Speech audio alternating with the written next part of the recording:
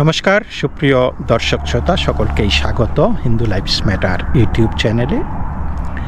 দর্শক, গত কয়েক মাসে পশ্চিমবঙ্গ রাজনীতিতে এমন কিছু মুখ সামনে এসেছে যাদের কেউ কোনো দিন পেশাদার রাজনীতিবিদ ছিলেন না। কেউ ছিলেন গৃহকর্মী, কেউ ধর্ষণ বা হত্যার শিকার এক তরুণীর মা, কেউ আবার সন্দেশখালীর নির্যাতনের প্রতিবাদী মুখ।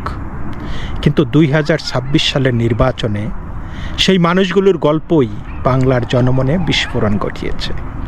আজকের ভিডিওতে আমরা আলোচনা করব কেন পশ্চিমবঙ্গের এই নির্বাচন শুধু দল বদল বা সরকার বদলের নির্বাচন নয়, বরং অত্যাচারিতদের প্রতিশোধের নির্বাচন।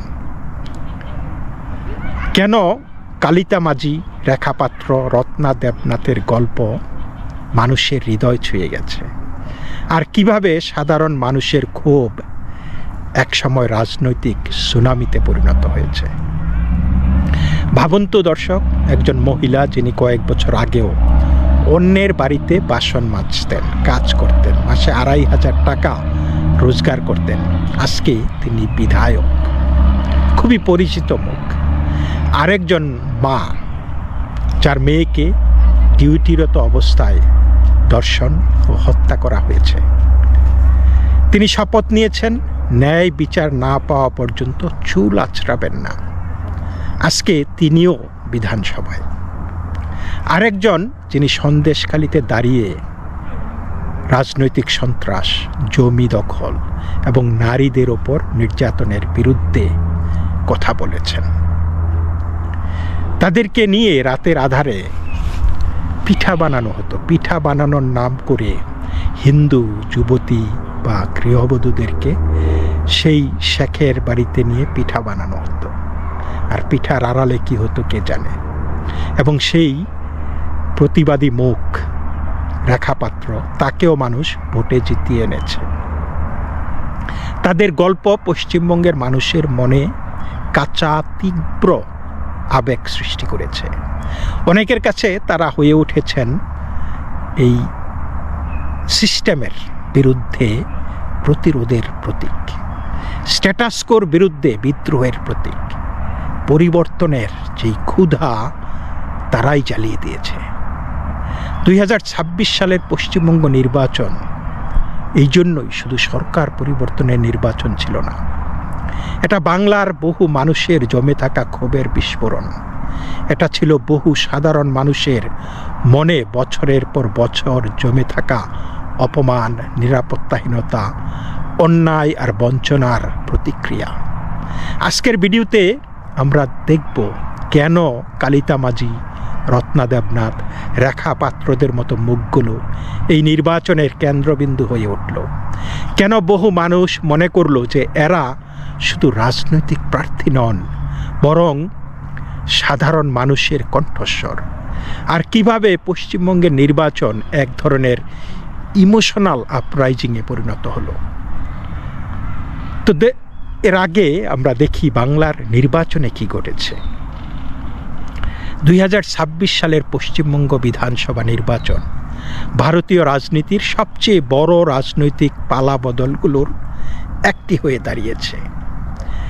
93% মানুষ ভোট দিয়েছে। অকল্পনীয়, অভাবনীয়, পৃথিবীর ইতিহাসে এটা বিরল। বিজেপি প্রথমবারের মতো বাংলায় সরকার গঠন করেছে। এখন প্রথমবারের মতো যদি বলেন, অর্থাৎ ভারতের স্বাধীনতার 80 বছরের ইতিহাসে প্রথম। তার আগেও যদি যান তাহলে বলতে হবে 800 বছরের মধ্যে তারা বাঙালি হিন্দুরা বলছে যে তারা স্বাধীন। ভাবতে পারেন, শুভেন্দু অধিকারী মুখ্যমন্ত্রী হিসাবে শপথ নিয়েছেন। বিজেপি 200-রও বেশি আসন পেয়েছে, যেখানে তৃণমূল কংগ্রেসের আসন নেমে এসেছে ঐতিহাসিকভাবে একটা কম সংখ্যায়। কিন্তু এই নির্বাচনের সবচেয়ে বড় গল্প শুধু সংখ্যার নয়, সবচেয়ে বড় গল্প হলো কে জিতল। এই নির্বাচনে বহু প্রতীকী মুখ উঠে এসেছে, যারা সাধারণ মানুষ, যারা কোনোদিন রাজনীতির প্রতিষ্ঠিত মুখ ছিলেন না, যারা নিজেদেরকে ক্ষমতার শিকার বলে দাবি করেছেন, তারাই জনতার সহানুভূতি ও সমর্থনের কেন্দ্রে চলে এসেছেন। কালিতা মাঝি গৃহকর্মী থেকে বিধায়ক। কালিতা মাঝি পশ্চিমবঙ্গের আউশগ্রাম কেন্দ্র থেকে জিতেছেন, কিন্তু তার গল্প রাজনীতির চেয়েও বড়। তিনি কোনো অভিজাত পরিবার থেকে আসেননি। দারিদ্র্যের কারণে পড়াশোনা মাঝপথে ছেড়ে দিতে হয়েছিল। অন্যের বাড়িতে কাজ করতেন, বাসন মাজতেন, ঘর পরিষ্কার করতেন। মাসে আয় ছিল মাত্র 2,500 টাকা। ননদকে ঋণ করে বিয়ে দিয়েছিলেন এবং সেই ঋণ শোধ করার জন্যই মূলত তার পরের বাড়িতে ঝিয়ের কাজ করা। কিন্তু বাংলার ভোটে তার এই সংগ্রামের গল্প ভাইরাল হয়ে যায়। মানুষ দেখলো একদিকে বড় বড় রাজনৈতিক পরিবার, কোটি কোটি টাকার প্রচার ক্ষমতার নেটওয়ার্ক, আর অন্যদিকে একজন দরিদ্র মহিলা যিনি বাস্তব জীবনের সংগ্রাম থেকে উঠে এসেছেন। এই আবেগ কাজ করেছে, কারণ বহু সাধারণ মানুষ নিজেদের জীবনের প্রতিফলন দেখেছেন কালিতা মাঝির মধ্যে। তার জয় অনেকের কাছে এলিট রাজনীতির বিরুদ্ধে সাধারণ মানুষের প্রতীকী জয়। রত্না দেবনাথ, এক মায়ের কান্না থেকে রাজনৈতিক বিস্ফোরণ।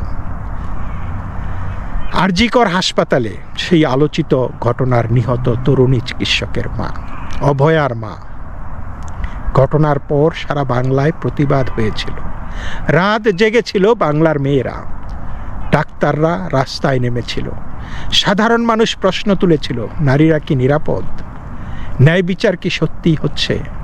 এই ঘটনাটি মানুষের মনে গভীর ক্ষোভ তৈরি করে। এরপর যখন রত্না দেবনাথ নির্বাচনে দাঁড়ালেন, তখন তিনি শুধুই একজন প্রার্থী ছিলেন না, তিনি হয়ে উঠেছিলেন বিচারের মূর্ত প্রতীক। তার বক্তব্য, তার কান্না, তার প্রতিবাদ সোশ্যাল মিডিয়ায় ভাইরাল হয়। অনেকেই তাকে দেখেছেন একজন শোকাহত মা হিসাবে, যিনি ব্যক্তিগত ট্র্যাজেডিকে রাজনৈতিক সংগ্রামে পরিণত করেছেন এবং তিনি বড় ব্যবধানে জিতেছেন। বাংলার রাজনৈতিক ইতিহাসে এটা একটা বড় টার্নিং পয়েন্ট, কারণ মানুষ এখানে শুধু দল দেখেনি, মানুষ একটা গল্প দেখেছে, একটা যন্ত্রণা দেখেছে। তারপর সন্দেশখালীর রেখা পাত্র, প্রতিবাদ থেকে বিধানসভা। পশ্চিমবঙ্গ রাজনীতির সবচেয়ে বিতর্কিত অধ্যায়গুলোর এই একটি হয়ে ওঠে সন্দেশখালী। সেখানে বহু নারী রাজনৈতিক নেতাদের বিরুদ্ধে জমি দখল, ভয়ভীতি, শারীরিক নির্যাতনের অভিযোগ তুলেছিলেন। এই আন্দোলনের অন্যতম মুখপাত্র ছিলেন রেখা পাত্র। তিনি জাতীয় স্তরে পরিচিতি লাভ করেন। অনেকের কাছে তিনি ভয়কে অস্বীকার করা এক অকুতভয় নারীর প্রতীক। অনেকেই মনে করেছেন, যদি একজন সাধারণ নারী দাঁড়িয়ে কথা বলতে পারেন, তাহলে আমরাও ভয়ের বিরুদ্ধে দাঁড়াতে পারি।